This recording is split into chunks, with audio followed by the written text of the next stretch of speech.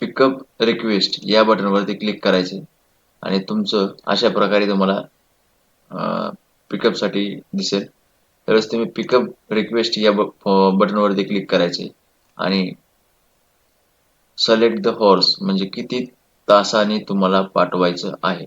तर मला सकाळी 11 वाजता पाठवायचे. त्यानंतर टाइम मिनिट किती 11 वाजून किती मिनिटांनी, तर 11 वाजून 1 मिनिटांनी. त्यानंतर PM मध्ये मला पाठवायचे की EM मध्ये, तर मला AM मध्ये पाठवायचे. सकाळी 11 वाजून 1 मिनिटांनी मला पार्सल पाठवायचे.